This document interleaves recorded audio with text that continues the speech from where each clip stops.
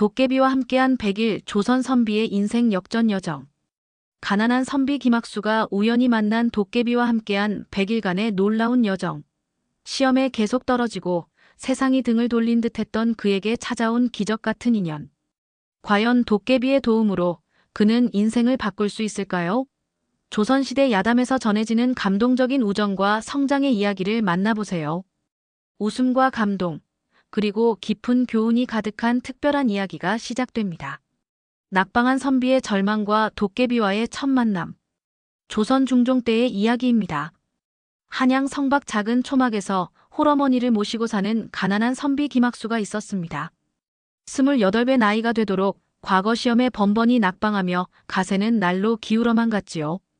어머니, 이번에도 또 떨어졌습니다. 학수는 무릎을 꿇고 고개를 숙인 채 어머니께 고백했습니다. 벌써 7번째 낙방이었습니다. 어머니는 아무 말 없이 아들의 어깨를 토닥여 주셨지만 그 손길에서 깊은 한숨이 느껴졌습니다. 그날 밤 학수는 집을 나섰습니다. 달빛 아래 한강변을 걸으며 자신의 처지를 한탄했지요. 친구들은 하나둘 관직에 나아가거나 장사로 성공하는데 자신만 제자리 걸음이었습니다. 이렇게 살아서 무엇하겠는가? 어머니만 고생시키고 나는 도대체 무엇을 하고 있는 것인가? 강물을 바라보며 절망에 젖어 있을 때였습니다. 갑자기 물속에서 이상한 소리가 들려왔습니다. 푸드덕 푸드덕. 물결이 일더니 갑자기 키가 작고 눈이 동그란 기묘한 생물이 물에서 튀어나왔습니다. 그 생물은 젖은 몸을 털며 학수를 쳐다보았지요. 아, 깜짝이야. 사람이 여기 있네. 학수는 놀라 뒤로 물러섰지만 그 생물은 오히려 반갑다는 듯이 손을 흔들었습니다. 무엇이시오? 나는 도깨비지. 이 강에서 몇백 년째 살고 있어. 그런데 자네는 왜 이렇게 우울한 얼굴을 하고 있는 거야? 도깨비라니? 학수는 놀랐지만 이상하게 두렵지는 않았습니다. 오히려 그 도깨비에게서 따뜻함이 느껴졌지요. 저는 벌써 7번째 과거에 낙방한 무능한 선비입니다. 늙으신 어머니는 고생만 시키고 앞길은 막막하니 차라리 죽는 게 나을 것 같습니다. 도깨비는 학수의 말을 들으며 고개를 끄덕였습니다. 아, 그래서 그렇게 슬픈 얼굴이었구나. 자네 이름이 뭐지? 김학수라고 합니다. 학수라, 좋은 이름이네. 그런데 말이야, 자네가 정말로 과거에 급제하고 싶다면 내가 도와줄 수도 있어. 학수는 의아한 표정을 지었습니다. 도깨비님께서 어떻게 도와주신다는 말씀이신지요? 도깨비를 얕보면 안 돼. 우리는 인간들이 생각하는 것보다 훨씬 많은 것을 할 수 있거든. 하지만 조건이 있어. 조건이라고 하시면? 딱 100일 동안 나와 함께 지내는 거야. 그 100일 동안 내 말을 잘 듣고 나와 친구처럼 지낸다면 자네의 소원을 들어주지. 학수는 잠시 망설였습니다. 도깨비와 100일을 함께 지낸다니 그것이 과연 가능한 일인지. 또 정말로 자신에게 도움이 될지 확신할 수 없었습니다. 하지만 도깨비님, 제가 도깨비님과 함께 지낸다는 것을 다른 사람들이 안다면. 걱정 마. 나는 자네에게만 보여. 다른 사람들 눈에는 보이지 않으니까. 어때, 해볼래? 도깨비의 눈에서 순수한 호의가 느껴졌습니다. 학수는 더 이상 잃을 것도 없다는 생각에 고개를 끄덕였습니다. 좋습니다. 100일 동안 도깨비님과 함께 하겠습니다. 그래. 좋아. 그럼 이제부터 우리는 친구야. 내 이름은 뚜비라고 해. 앞으로 잘 부탁해, 학수야. 도깨비의 정체와 100일 약속. 다음 날 아침, 학수는 어제 일이 꿈이었나 싶어 강변을 다시 찾았습니다. 그런데 정말로 뚜비가 나타났지요. 학수야. 잠은 잘 잤어? 뚜비는 어제와 똑같은 모습으로 반갑게 인사했습니다. 이제 정말 현실임을 깨달은 학수는 조심스럽게 물었습니다. 뚜비님, 어제 하신 말씀이 정말인가요? 정말로 저를 도와주실 수 있나요? 물론이지. 하지만 먼저 자네가 왜 계속 과거에 떨어지는지부터 알아봐야 해. 자, 이제 집에 가서 자네가 쓴 글들을 가져와 봐. 학수는 집으로 달려가서 그동안 과거 준비를 위해 쓴 글들을 가져왔습니다. 뚜비는 그 글들을 꼼꼼히 읽어보더니 고개를 끄덕였습니다. 글씨도 단정하고 문장도 나쁘지 않네. 그런데 여기에 문제가 있어. 문제라고 하시면 자네의 글에는 생각은 있지만 마음이 없어. 백성들의 고통을 이야기하면서도 정말로 그들을 걱정하는 마음이 느껴지지 않아. 그냥 외운 내용을 그럴듯하게 쓴 것 같단 말이야. 학수는 가슴이 뜨끔했습니다. 뚜비의 말이 맞았기 때문입니다. 그는 오로지 급제만을 목적으로 공부해왔을 뿐, 진정으로 백성을 위하는 마음은 부족했던 것이 사실이었습니다. 그럼 어떻게 해야 할까요? 바로 그걸 가르쳐 주려고 해. 앞으로 100일 동안 우리는 이 세상 곳곳을 다니며 진짜 백성들의 삶을 살펴볼 거야. 책에서만 보던 것들을 직접 눈으로 보고 귀로 듣고 마음으로 느끼는 거지. 그런데 뚜비님은 왜 저를 도와주시려는 건가요? 뚜비의 표정이 잠시 어두워졌습니다. 사실 말이야, 나도 옛날에는 인간이었어. 조선이 건국되기 전 고려 말기에 살았던 선비였지. 학수는 깜짝 놀랐습니다. 네? 인간이셨다고요? 그래 내 이름은 원래 김두비였어. 나도 자네처럼 가난한 집안 출신으로 과거를 준비했지. 하지만 당신은 지금보다 훨씬 더 부패한 시대였어. 돈과 권력이 없으면 아무리 실력이 있어도 급제할 수 없는 시절이었지. 뚜비는 먼 산을 바라보며 계속했습니다. 나는 절망 끝에 이 강에 몸을 던졌어. 그런데 죽지 않고 도깨비가 되어버린 거야. 아마 한이 너무 깊어서 그랬나 봐. 그 후로 몇백 년째 이렇게 살고 있어. 그럼 뚜비님은 왜 저를 도와주시려는 건가요? 자네를 보니 옛날의 내 모습이 떠올라서 그래. 나는 기회를 놓쳤지만 자네는 다를 수 있을 것 같아. 그리고 말이야. 뚜비는 잠시 머뭇거리더니 조심스럽게 말했습니다. 만약 내가 누군가를 정말로 도와서 그 사람이 세상을 더 좋게 만들 수 있다면 나도 이 도깨비 신세에서 벗어날 수 있을지도 몰라. 학수는 뚜비의 진심을 느꼈습니다. 이 작은 도깨비가 자신만을 위한 것이 아니라 정말로 세상을 위해 무언가를 하고 싶어 한다는 것을 알 수 있었지요. 뚜비님, 저도 꼭 성공해서 뚜비님의 한을 풀어드리겠습니다.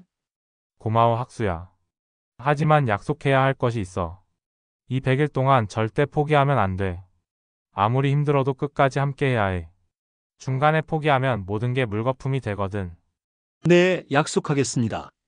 그리고 하나 더 이 100일 동안 일어나는 모든 일들을 마음에 새겨두어야 해. 그것들이 모두 자네의 글과 삶에 도움이 될 거니까.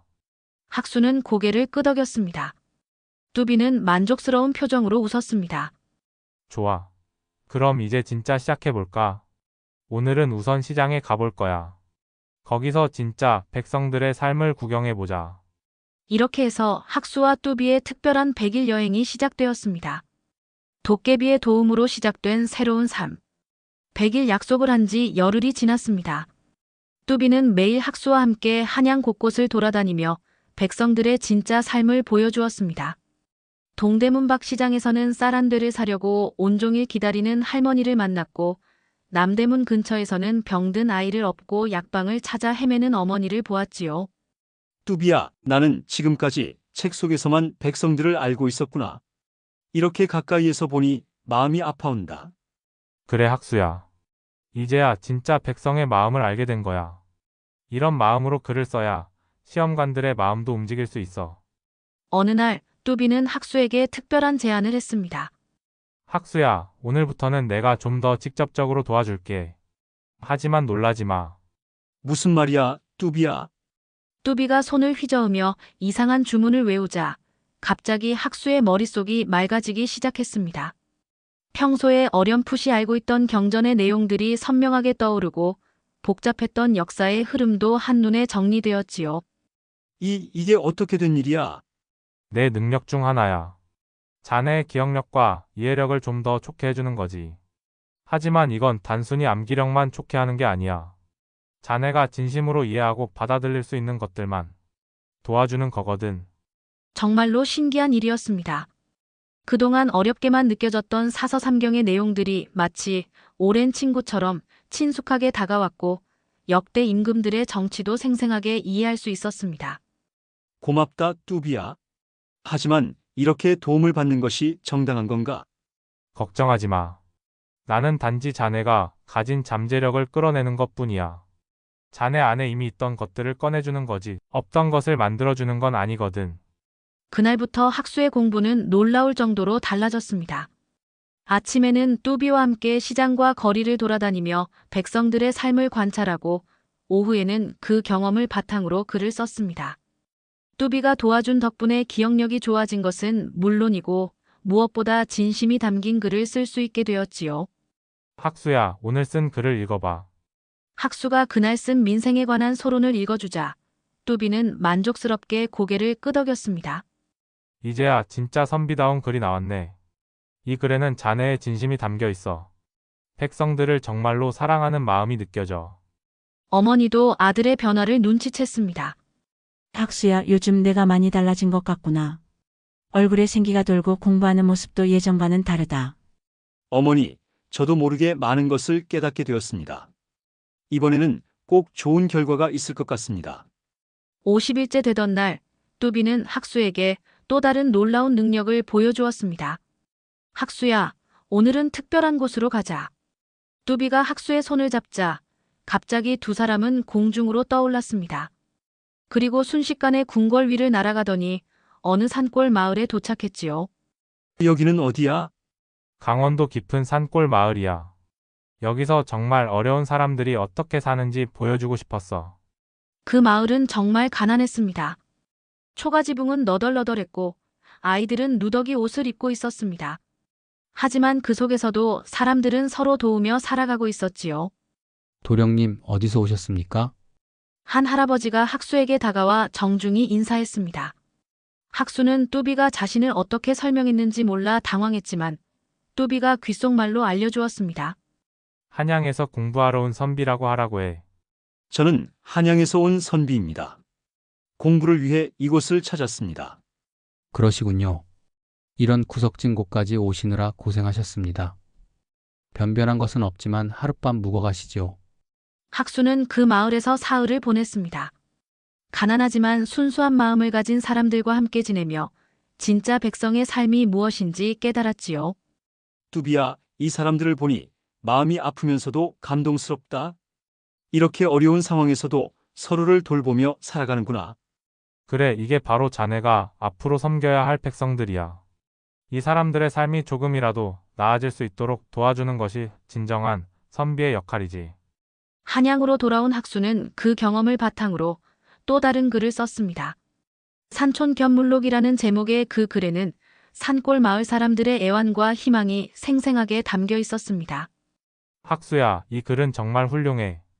이런 글이라면 어떤 시험관이라도 감동받을 거야. 시련과 갈등, 진정한 우정의 시험. 80일째 되던 날, 드디어 과거 시험 공고가 나왔습니다. 학수는 그동안의 준비를 믿고 시험장에 들어갔습니다. 뚜비는 시험장 밖에서 초조하게 기다렸지요. 제발 잘 되기를 학수가 꼭 급제했으면 좋겠어. 하지만 시험이 끝나고 나온 학수의 표정은 어두웠습니다. 뚜비야, 이상해. 분명히 열심히 준비했는데 시험 문제가 전혀 예상과 달랐어.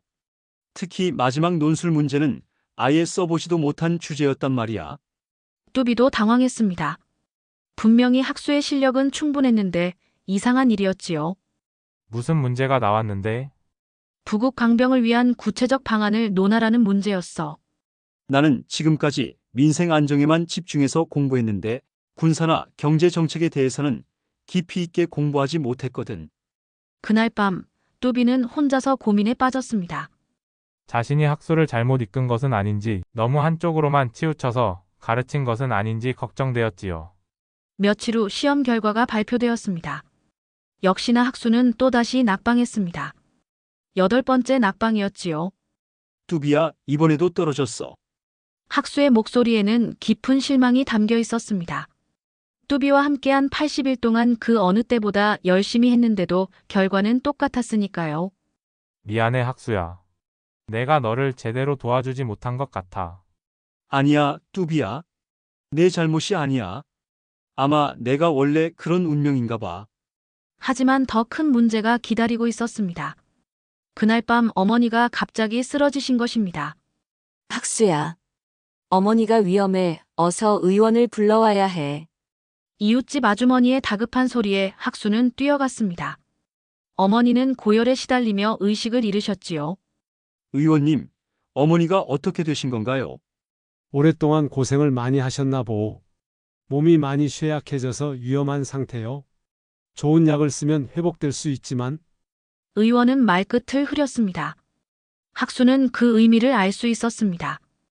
돈이 많이 든다는 뜻이었지요. 얼마나 필요한가요?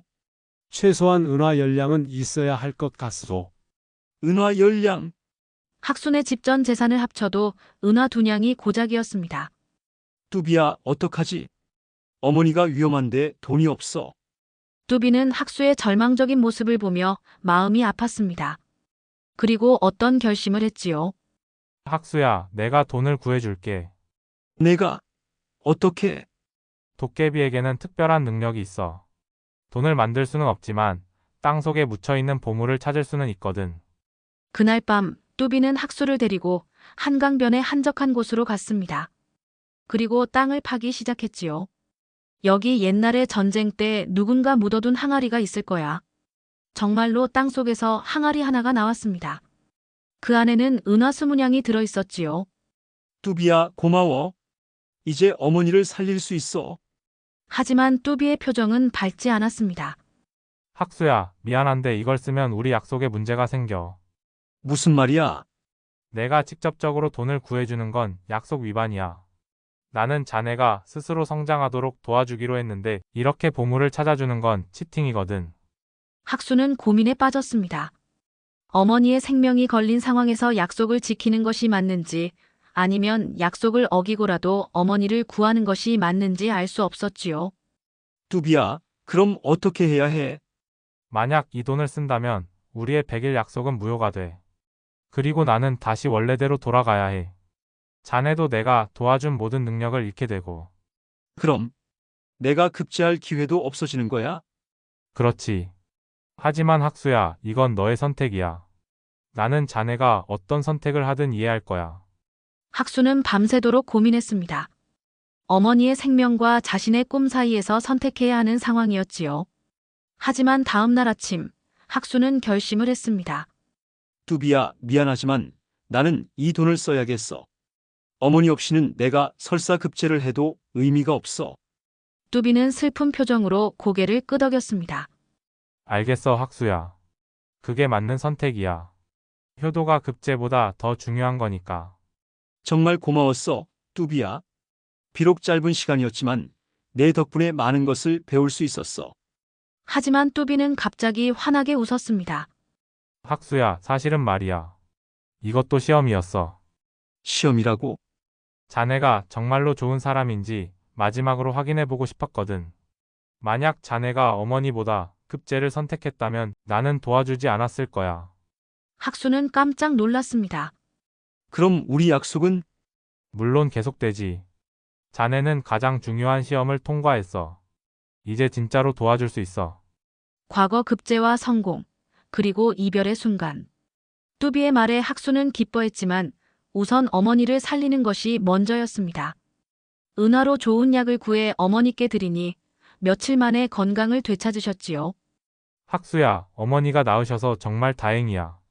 이제 마지막 20일 동안 정말 특별한 공부를 해보자. 뚜비는 학수를 데리고 또 다른 여행을 떠났습니다.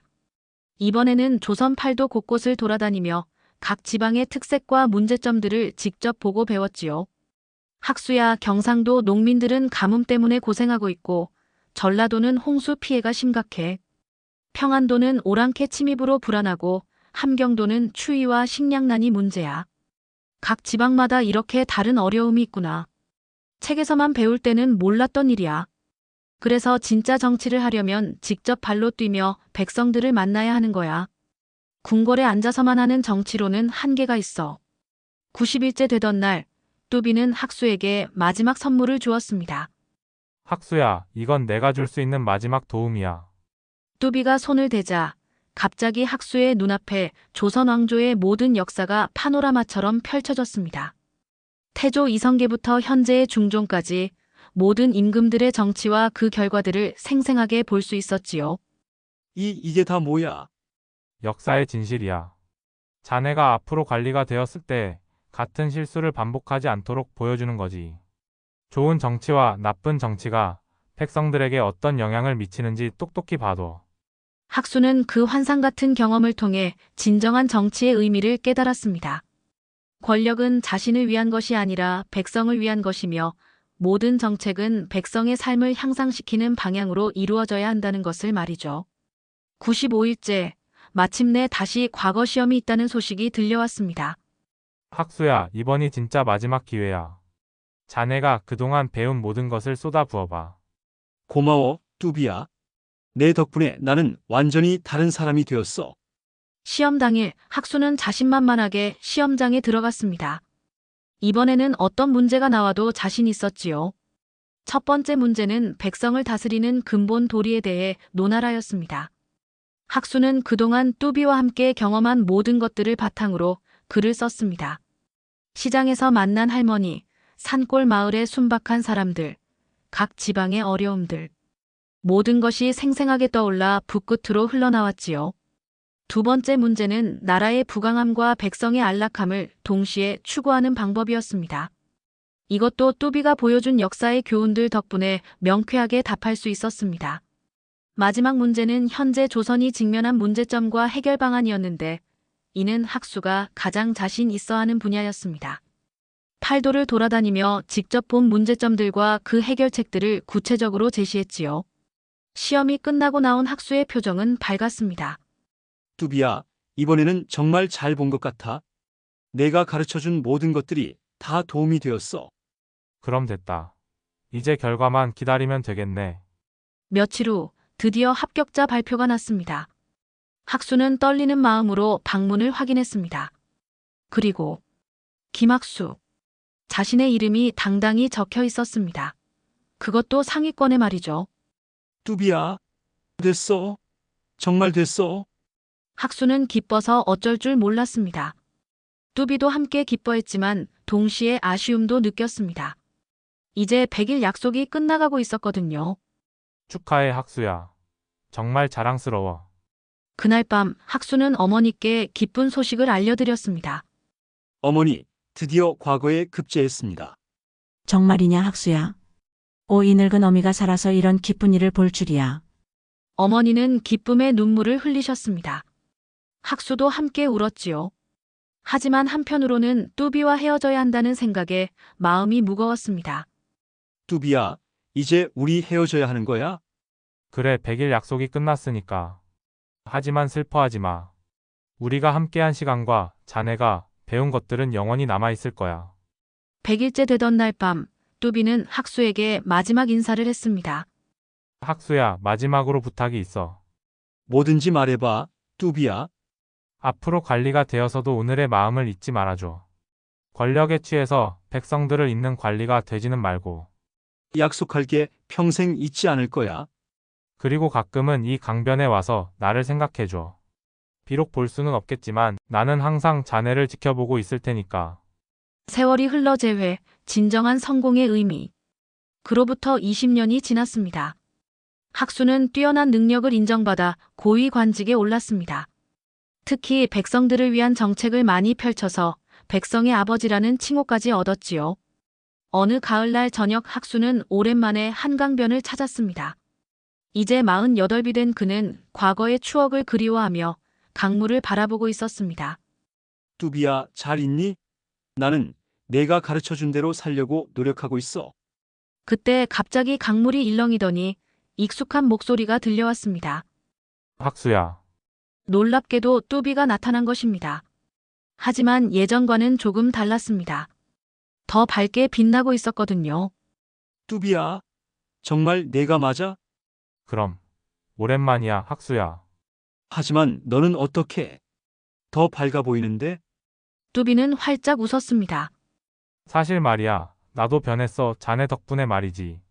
내 덕분에? 그래. 자네가 진짜 좋은 관리가 되어서 많은 백성들을 도왔잖아. 그 덕분에 내 한이 조금씩 풀리기 시작한 거야. 학수는 놀라워했습니다. 정말이야? 정말이야. 자네가 세운 의료원 덕분에 살아난 사람들, 자네가 만든 둑 덕분에 홍수를 피한 마을들, 자네의 정책 덕분에 굶주림에서 벗어난 농민들. 그 모든 사람들의 기쁨과 감사가 내게도 전해져 왔어. 뚜비는 계속해서 말했습니다. 그리고 무엇보다 자네가 권력에 취하지 않고 초심을 잃지 않은 것이 가장 기뻐. 그래서 이제 나도 곧 이 세상을 떠날 수 있을 것 같아. 떠난다고? 어디로? 저승으로. 이제 내 한이 다 풀렸거든. 자네 덕분에 내가 하고 싶었던 일을 이룰 수 있었어. 학수는 아쉬워했습니다. 그럼 우리는 다시 못 보는 거야? 이승에서는 못 보겠지. 하지만 언젠가 저승에서 다시 만날 수 있을 거야. 그때까지 자네는 계속 좋은 일 많이 하고. 뚜비가 점점 투명해지기 시작했습니다. 학수야, 마지막으로 하고 싶은 말이 있어. 뭐야, 뚜비야. 진정한 성공은 높은 자리에 오르는 것이 아니야. 다른 사람들을 도우며 함께 행복해지는 것이 진짜 성공이지. 자네는 이미 그런 성공을 이루었어. 고마워, 뚜비야. 내 덕분에 내가 지금의 내가 될 수 있었어.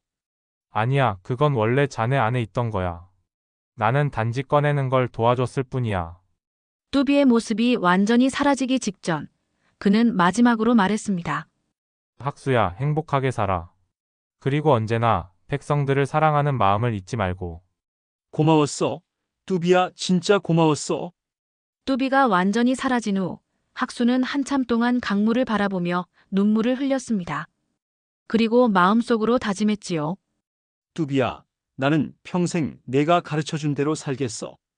백성들을 위해, 그리고 너와의 약속을 지키기 위해. 그 후로도 학수는 계속해서 훌륭한 관리로 일했습니다. 그리고 가끔씩 한강변을 찾아와 뚜비를 그리워하며 자신의 초심을 다시 한번 다졌지요.